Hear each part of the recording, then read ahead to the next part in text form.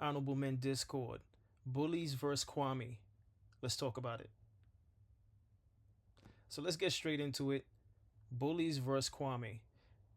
Kwame Brown, that is. The 2001 first round draft pick. This is for those who have been following Kwame on his podcast, or he doesn't really have a podcast, he just does live streams.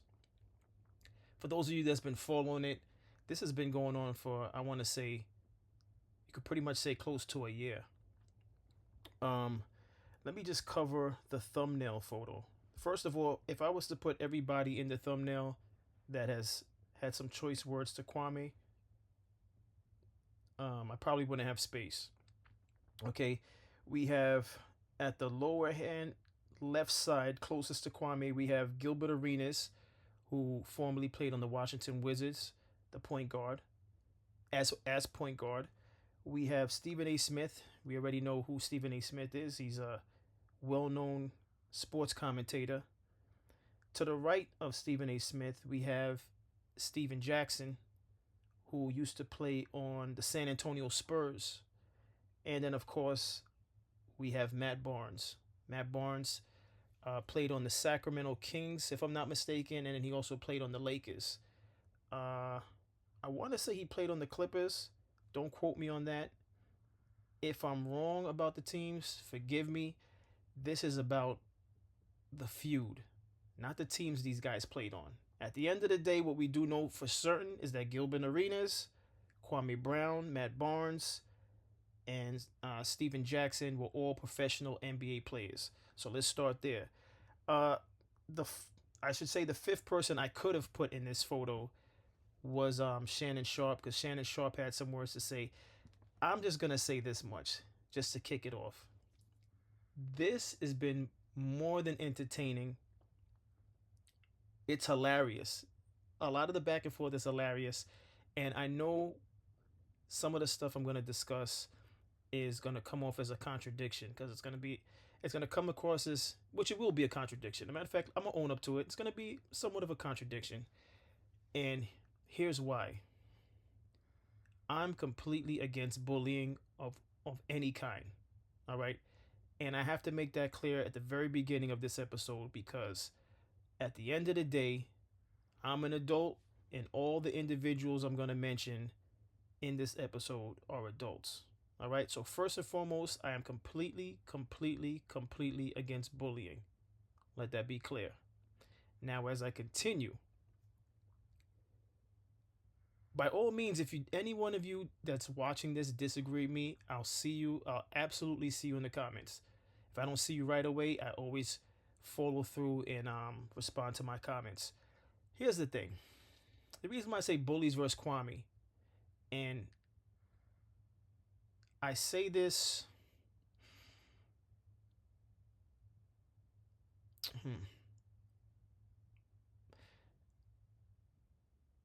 I say this wholeheartedly because although Kwame's been responding, and he's been doing a absolutely terrific job of responding, it's hilarious. Um, it's still bullying, because at the end of the day, all the names I mentioned had choice words for Kwame Brown, right? And he's one individual. So that is a form of bullying, all right? There, as far as I know, and if again, I'll see you in the comments. You more than welcome to correct me. I don't know of any other person, any other player other than Kwame Brown that has choice words for these individuals, with the exception of Stephen A. Smith. Stephen A. Smith, because of his profession, you know, is somewhat of a target, because anytime you're a journalist or sports commentator speaking on crafts that you've never participated in, you're going to have people coming at you, because they're going to look at it like, oh, you can't speak on that because you've never played, or you've never competed, whether it's like boxing or hand to hand. You know, you'll have people that say that. People generally don't respect individuals that don't come from the mud, from whatever it is that you speaking on. Um, so yeah, let me just put that out there as far as Stephen A. Smith. But as far as Matt Barnes, Stephen Jackson, um, and Gilbert Arenas, I haven't found anyone who had some choice words to say towards them about them. And in any event, the reason why I labeled this bullies versus Kwame is because Kwame was an NBA player for 13 years. Now, 2001, I said he came into the NBA. First draft, first pick. First round, first draft pick.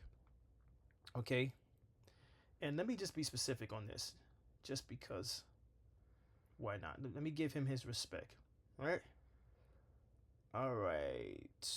It was on June 27, 2001, New York City. The draft pick took place most likely in Madison Square Garden, right? Kwame Brown became the first high school player to be drafted with the first overall pick in the history of the NBA. That's very important to note to note, which is why I made sure I said that, right? Let me say that again. He was the first high school player to be drafted with the first overall pick in the history of the NBA. So this is back when David Stern was commissioner, right? And I think that's a very important thing to mention as I continue in this episode, right? And he was selected by the Washington Wizards over players that have gone on to be more successful. That's what they said on this Wikipedia. But I'm not trying to read the Wikipedia verbatim. I just had to mention that. And the reason why I had to mention that, being that he was the first ever high school player in NBA history to be drafted first, I'm going to mention other names that were first round draft picks, right? You have, well, well, let me not say first round draft picks, because I'm gonna have to look into that. What I do know, outside of Kwame Brown being drafted from high school, we have Kobe Bryant drafted from high school, right? We have LeBron James drafted from high school. We also have Kevin Garnett drafted from high school. Now, I'm not mentioning the rounds that they came in and if they were first or second. I'm just mentioning the fact that they came from high school. So let's just briefly brush over that. You have someone who came from high school, first ever to for that to ever happen. So for whatever he did in high school was so phenomenal, the NBA said we need that guy, right? Straight out of high school, never played college basketball to get the feel of D1 competition and things of that nature. So he comes straight into the NBA, and obviously the people who chose him, the fans, the media, they had high expectations as they were like, this guy is so good, they snatched him from high school. The first time that's ever happened. That's a lot of pressure. He didn't have another example to look at as a player to say, well, this guy before me who came from high school performed like this. Let me have some sit downs with him so he could mentor me and what it was like transitioning from high school to the NBA. All right, high school games in small high school gyms with bleachers is completely different than being on national television playing with the world's best. All right, I don't care how good you are in high school. The teams you're playing against are not stacked up with the best of the best. And even if they are somewhat stacked, depending on what high school you go to, and I guess the division and things of that nature, it's never going to be anything close to the NBA. All right. So, in all fairness to Kwame Brown, he embarked on uncharted territory, right? Uncharted territory. He didn't know what to do. He had no clue. And I'm saying that to set the tone to the fact that he eventually went on to play alongside Michael Jordan when he was on the Wizards. And I know that was Michael Jordan after his prime. But Jordan was still Jordan. Jordan's mentality was still the same. Jordan was very competitive. Jordan has standards that he expects from his players. We know this from watching all the different stuff on Michael Jordan. We know this about Mike. He's competitive, right? He played with another competitive person, Kobe Bryant, two of the best NBA players that ever lived, and they both had similar personalities and expectations. This is the stuff he had to play under. And his highest level of experience is high school. So I'm saying that to say this. I'm team Kwame on this, right? I support Kwame. Yes, he said a lot of choice things back to these other people, hilarious things, disrespectful things. But at the end of the day, he's a man, he's a grown man, and he has to defend himself. All right, at the end of the day. But I'm 100% in support of Kwame Brown. Now, some of the things he said, should he have said it? Probably not, especially at this age. This is why, I did say earlier that I may contradict myself, but I feel like he's being bullied. All right. And in his 13-year career, he has never lived up to what they expected he was going to be when they drafted him from high school. And what set the tone for where we are now in 2025, right? 24 years removed. He came in the NBA 2001. We're 24 years removed from that. What set the tone for what's going on now in 2025 was Stephen A. Smith made a comment, and I'm going to pull this up. Okay? It's got to be one of these. A second. No, it's not that. I have a lot of things queued up, so please forgive me.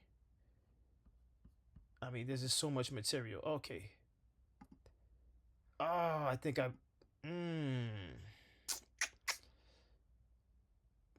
Well, you know what? I'm just going to go into this real quick, right? First and foremost, Stephen A. Smith apologized for what he said years prior that led up to where we are in 2025. Let's get into the Stephen A. Smith. But Kwame Brown, look, man. Uh-oh. I know what I said. I did mean it. I ain't gonna sit here and tell you I ain't mean what I said. Mm-hmm. But I didn't know it was gonna be like this. Remember, I said it before Twitter, Facebook, and I didn't know that 20 years later, 15 years later, they gonna have memes and videos. And when I see what he says, I realize how hurt he is. I just said, like, damn, if I had to do that all over again, I would have just, it was a sound bite. They had just traded for Pau Gasol, and they asked me this question, and I'm like, what? Yeah. And I'm talking like I'm talking. Y'all see how I talk? Right. It ain't like it's reserved for television. That's how I speak, Right. Sometimes I'm more mellow than others when I'm talking to honey. It's a little different. We're talking about a little different. And as I see, some of the clips now and some of the stuff that he says, I just like, go ahead, bro. Say what you got to say. But Kwame. So I respect Stephen A. Smith as an adult, acknowledging that what he said years ago, he didn't realize the effect it had on Kwame until he sees how Kwame's reacting to criticism at this age. I respect that. And only thing I can say to that is it's never too late to apologize. Period. It's never too late to apologize because you don't know how badly you might have hurt somebody with your comments years ago. Those things are deep rooted depending on what you said. And again, he was a high school athlete now having to perform on the highest level in the NBA and to be in the spotlight, literally with the spotlights of big stadiums and TV cameras and things of that nature. It's tough. It's tough. No one knows how tough it is but Kwame Brown or whoever has ever competed on that level. But I appreciate Stephen A. Smith for acknowledging that. So respect to him for that, right? But he's the forefather of the bullying because he started that. And ever since then, people are going to have their reservations about whether or not Kwame Brown underperformed. But when you make certain statements as a commentator and the way that he went in on Kwame Brown is what led up to where we are now. And I had it queued up, but I accidentally clicked it off. So bear with me as I find this, right? Because I really need everyone to see and hear what Stephen A. Smith had to say.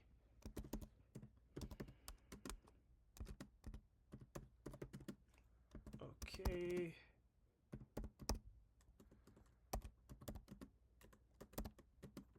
One moment, almost there.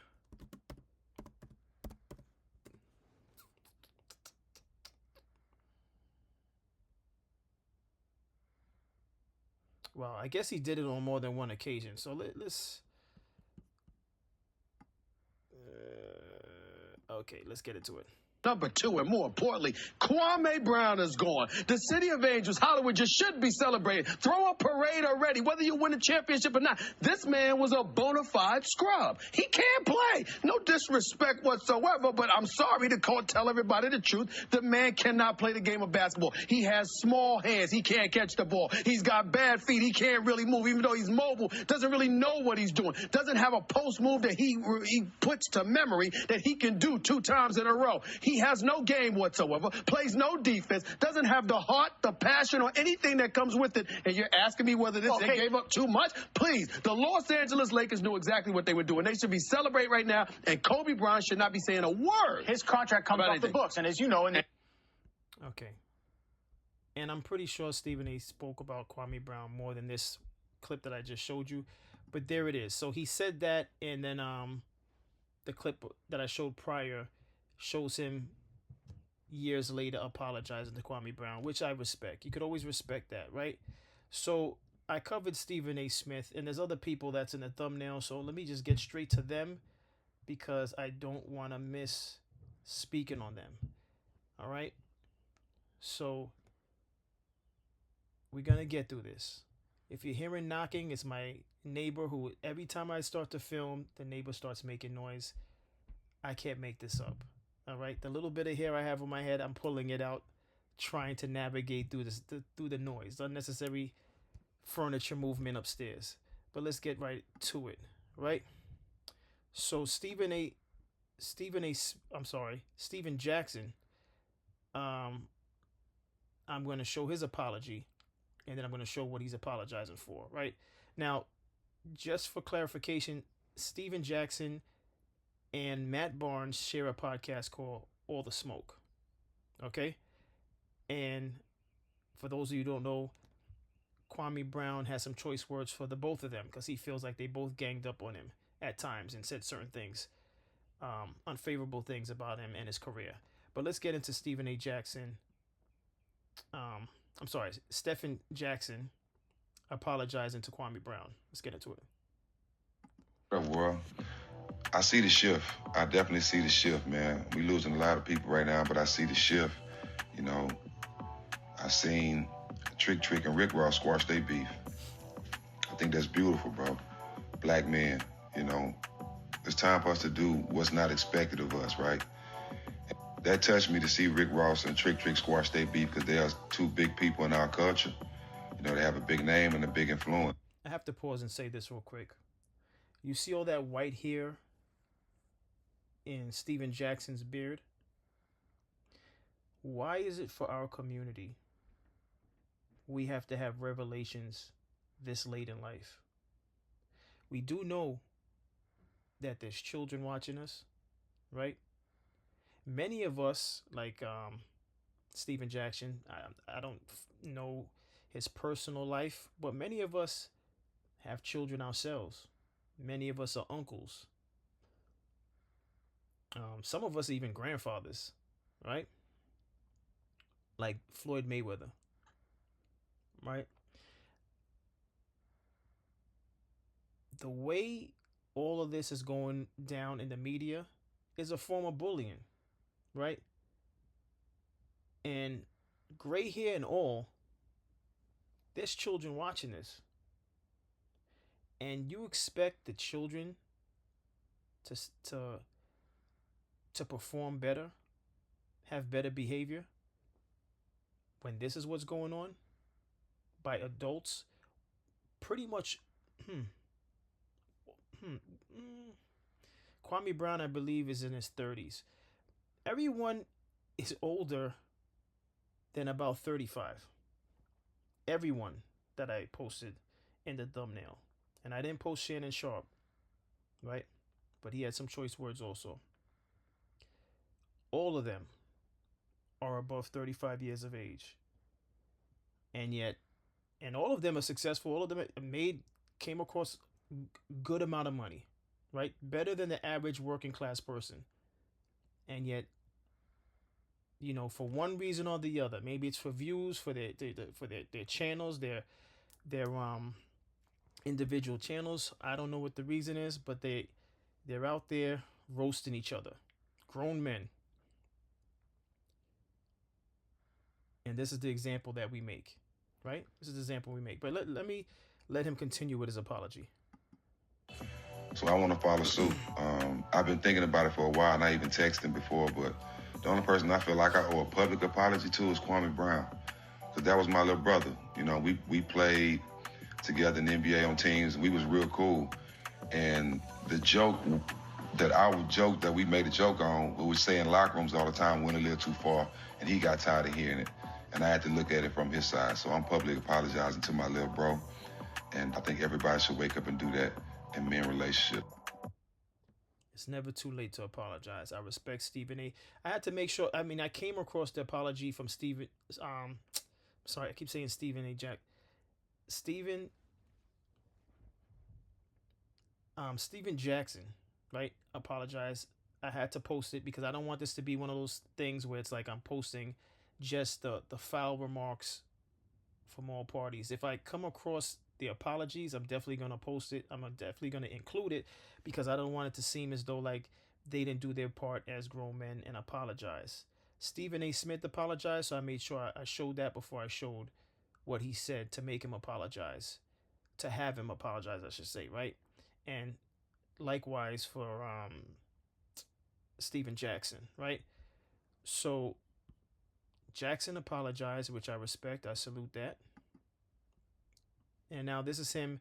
And by the way, none of this is in chronological order. All right, let me make that clear too. None of this is in chronological order because there's just way too much material. I'm telling you, like this has been months of back and forth, and this is why I feel as though it's a form of bullying. It's almost. I honestly feel like it's been a year's worth of material out there in the public sphere for you to look up. But here's Jackson speaking on the issue that Kwame Brown has. Let's get into it. Oh, Kwame Brown got mad at us. Us meaning? He got mad at me because Jenny Buss was talking about a trade that he was involved in. And I said, no, it was one player in the trade, not two. Joking on his basketball skills. Everybody in the world has joked on your basketball skills, bro. But these are your skills. Everybody been joking about that. One thing you can't joke about with me is my basketball skills. You haven't said nothing about that, right? So you are in control of your own basketball skills. So be mad at yourself. I was the second to last pick. You was the first pick. Who had a better career? So don't make it personal, bro. Every people joke about some things in my career. I don't take it personal, but they can't say I was sorry. They can't say I was a bust. So, bro, be mad at yourself, bro. Everybody joke on you. Now, if you allowed to have your own opinion. I respect that, bro. You allowed to have your own opinion. And when people say things about you, you are allowed to defend yourself like a man. You are a man. I understand that. But I can tell you was hurt because you went to saying personal stuff. You know what I'm saying? Which I don't mind addressing. What? You said I buy pussy. Stop a law. I'm trying to stop my cursing, but you say I buy sex from women. Bro, I stayed in the strip club. Everybody know that. Well, I wish I knew how much money I spent in the strip club. What? Every day a week, yes, I was in the strip club. Everybody know that I hung with strippers, I flew strippers out, all that, bro. All right, this is not about Jackson and his strippers, although I found myself caught up listening to it. Question is, and by all means, see me in the comments. I'll definitely respond when I can get to it. He mentioned jokes and having thick skin. Again, gray hair. When did the joke stop? Right? When did the joke stop? or do they not? Or do they just jokes to the grave? Only in our community. All right. And I know some people might say, well, oh, there you go again, making it racial. My concern is about uplifting the black community, about us doing better. I'm not concerned with any other community and what they're doing, because we're behind. And if you disagree, I'll see you in the comments about that. We are behind. Overall, we are behind. We don't have the influence of the media, which is why when they choose to put images of us out there, it's all negative hood imagery, right? So we're behind. We know this. If you don't believe it, you're in denial. I'll see you in the comments. When did the joke stop? So, okay, yes, Kwame was responsible for his career. His career is over. He's been years removed from playing basketball. Why is he's still being used as material? Let's move it right along, right? This is another person that's in the thumbnail, Gilbert Arenas, who played on the Washington Wizards. Now, Gilbert Arenas, on his own podcast, chose to share a story that had to do with Michael Jordan and Kwame Brown. Now, for whatever reason, Kwame Brown's being mentioned.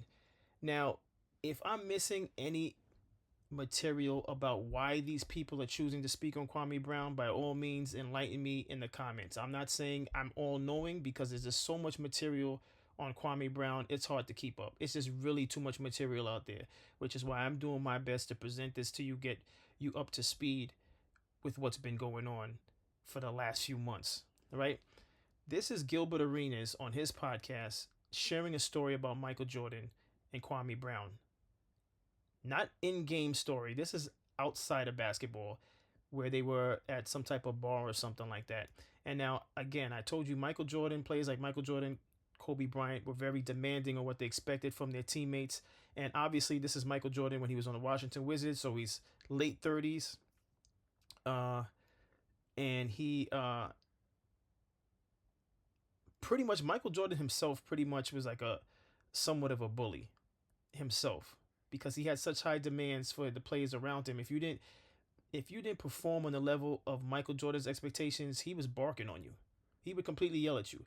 But in any regard, this is Gilbert Arenas choosing to speak on Kwame Brown and his basketball skills on his podcast for views. Views, clicks, giggles. All right, let's get to it.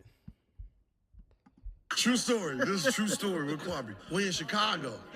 His hero's Jordan, his nemesis is Jordan, but his real nemesis is Oakley. Because Oakley scared the shit out of him. I remember we sitting at the bar and Jordan there, and Kwame is like, yeah, I'm gonna give him up. I'm gonna whoop his ass now. Yeah, he by himself. Bartender, shots, give me 5. Jordan come. Hey, oh, what you over here doing? Oh? All you seen was Kwame take them, hit them shits. Boom, boom, boom, boom. He seen it, and he was like, oh, you trying to get some courage, huh? Oakley downstairs. All MJ said was, hey, you trying to get some courage? Oakley downstairs. I don't know what type of shots Kwame took, but Oakley downstairs sobered him up quick. True story. This is a true story. All right, so that was another person, obviously, from the thumbnail. So I covered Stephen A. Smith, Steven Jackson, and Gilbert Arenas, all in the media years later, after Kwame Brown's already past the NBA, he's outside of the NBA. He's retired. He's living his life. He, I believe, is a father himself. And he has to hear these men, other men from his past career, still speaking on him. Right? Still speaking on him. Right? So, yes, this is bullying. And if anyone disagrees with it being bullying, I'll see you in the comments. Right? So moving right along. This is Shannon Sharpe now. Shannon Sharpe, and I have to give context to this. Shannon Sharpe spoke on Kwame Brown. And here's now where Kwame Brown kind of put himself in this position. So I have to be clear on this too, because we're not going to have Kwame Brown just seem like just a victim that's out there getting bashed on, right? So Kwame Brown chose to speak on the level of play of LeBron. Right? He just felt like LeBron wasn't living up to his his GOAT status, how they always compare LeBron to Michael Jordan. You know, Kwame Brown, knowing the career that he had, put his neck out and spoke on Michael Jordan, which everyone knows Shannon Sharp is a huge Jordan fan, right? So Shannon Sharp decided to speak to Kwame Brown. Like, how dare you speak on Michael Jordan when you had a career like you had? Now, in this particular situation, I have to say Kwame Brown should have thought carefully about speaking on other players. So I'm not going to side with Kwame Brown on this one, because if you don't like the bullying that you've received, don't start speaking on other players, because you know people are going to come for you and what you did with your time in the league. That's my thought on that. But let's get into what Shannon Sharp had to say. Delivered this. I had a LeBron James jersey, I'd be burning it right now. I discovered that LeBron, you not that, bro. I'm sorry. I have never seen a guy of your caliber, supposed caliber, you don't even get a shot off? Maybe you need to do movies from here on out and go do the Matrix sequel so you can flop your ass all the way out of bounds and knock somebody goddamn drink out their goddamn hand. A scathing rant. All right. That was actually what Kwame Brown said. Excuse me.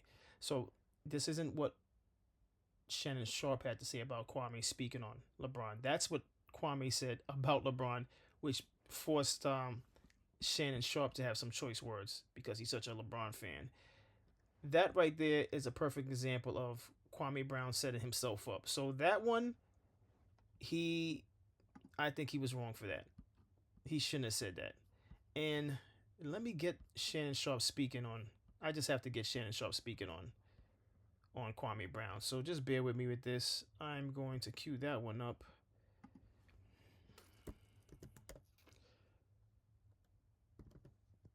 Appreciate everybody for staying tuned, staying with me on this. As I said, I have a neighbor making a whole bunch of noise. Let me see.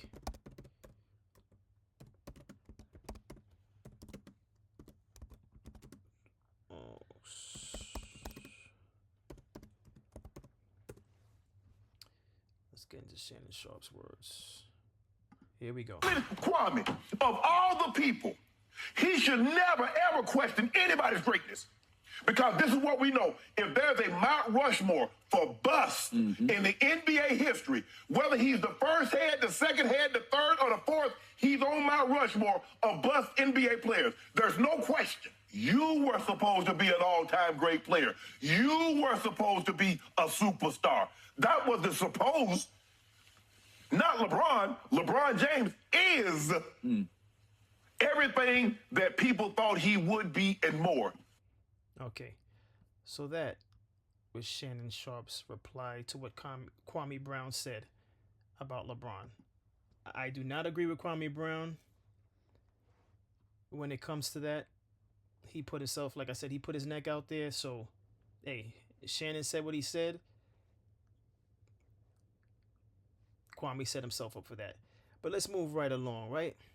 This is Kwame speaking on his issue with Stephen A. Smith. He was on the Pivot podcast when he said this. And again, none of this is in chronological order, so just take it for what it's worth, just to get some of the material that's been out there between all these gentlemen. Let's listen.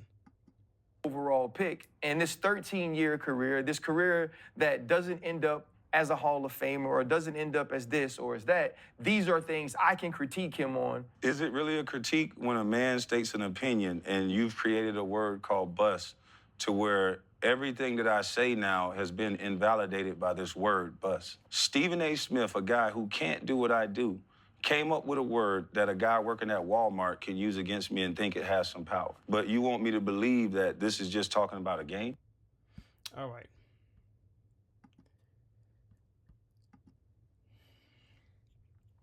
Now, where we are now is with all this back and forth. There was so much stuff said. Again, I couldn't cue it all up. It was just too much material. This is Kwame Brown with some choice words to Matt Barnes. All right, let's get into it. Sad too, because you done saw the man shower and everything. I hope he ain't bigger than you. You done saw the man shower. Now you gotta know this man putting that logger to your lady. And you think you gonna talk to me, bitch? You better shut your motherfucking mouth. I done told you that, boy. Sad, too. All right. So what he's speaking on here, what Kwame Brown's speaking on, is Matt Barnes was going through a break with his wife, a bad breakup. I believe he ended up divorcing her, and his former teammate, and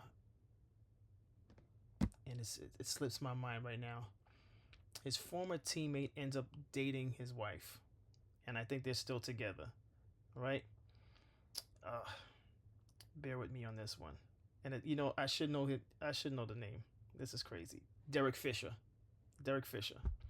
Derek Fisher ends up with Derek Fisher ends up with Matt Barnes' ex-wife, and so Kwame Brown is roasting him because he's like, "Listen, the guy you shared the locker room with, probably took showers with, is basically banging your wife." So this is just Kwame Brown responding in Kwame Brown fashion to all the onslaught that he's been receiving from the various people I have in the thumbnail that I mentioned. All right, and to get you up to speed, lastly, I have queued up here.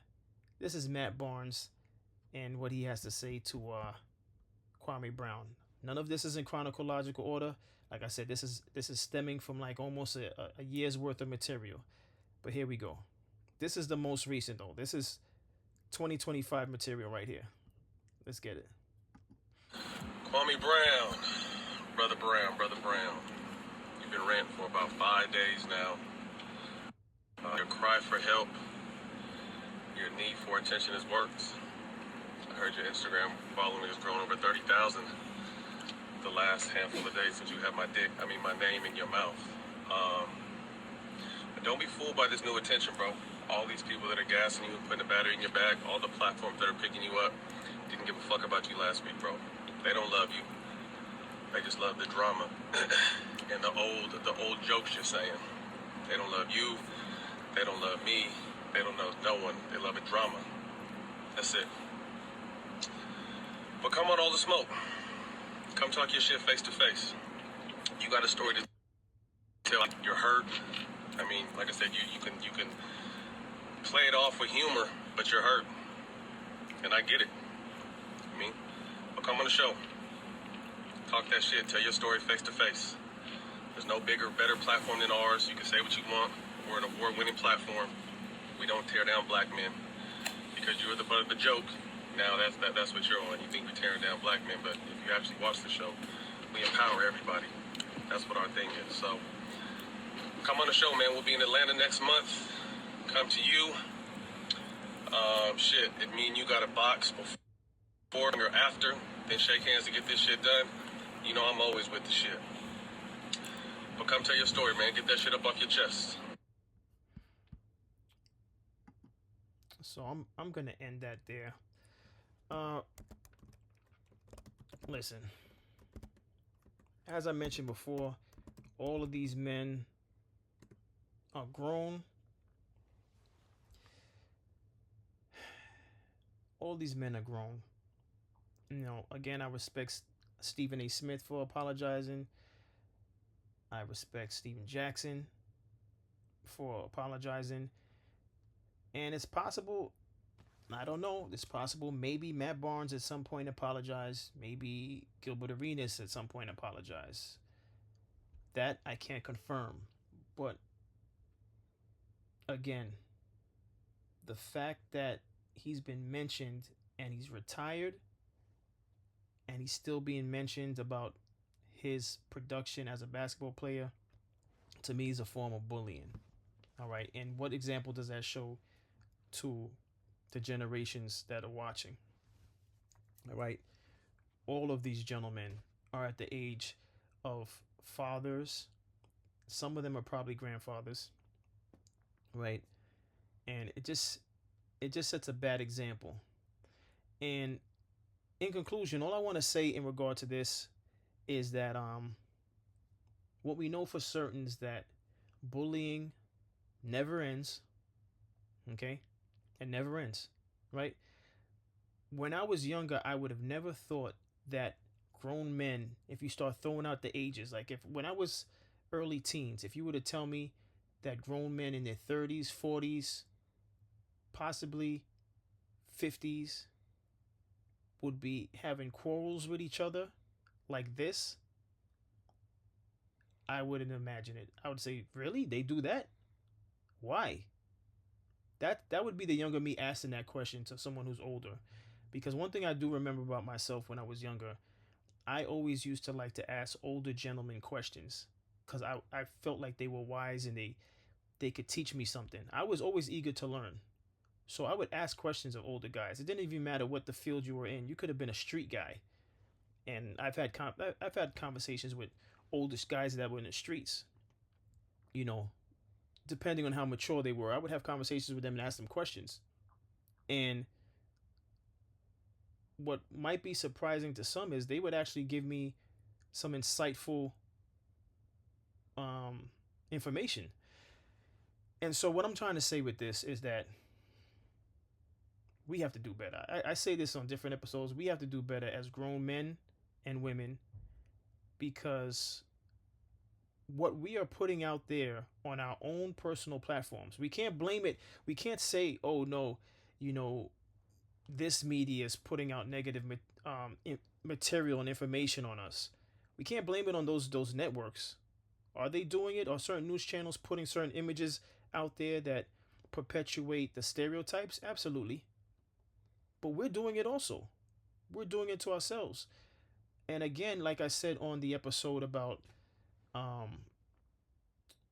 the Shannon Sharp's Club Shay Shay, we bash each other on different platforms. And many of the people that's doing this bashing are not only grown, but they're well off. They're doing good financially. And you might say, oh, you're pocket watching or how you know about their income. They're doing better than a 9-to-5er. All right. None of those people that I covered on this episode are getting paid by the hour. I could assume that, right? And even if they are, they're doing a lot better than most people that's punching the clock. And the reason why I bring that up is not to pocket watch. I bring that up to say, be blessed, be grateful, be grown, be mature. Set good examples. Don't waste energy perpetuating negativity. That's not what we're supposed to be doing as we get older. All right? And if you disagree, I'll see you in the comments and I'll continue to stand firm on what I just said. We got to do better. Yes, it's entertaining. Yes, it's given, for me, it's giving me material, but it's giving me material to point out what we shouldn't be doing, not just putting it out there for clicks and giggles. So I hope that's not what you got from watching this full episode if you stuck around this long. This is not about clicks and giggles. This is about we got to stop doing this. We got to change what's interesting in the black community. Because people, by all means, people are going to sign up for the buffoonery. They want to tune in for it. They want to tune in for it, but we're setting ourselves back by continuing to do this. It's not setting us forward. And for that, it needs to stop. But I don't want to, go too long on this topic. I just wanted to put that out there, get everyone up to speed. And as always, I appreciate everyone for tuning into my content. Like, share, subscribe, and I'll see you on the next episode. Take care.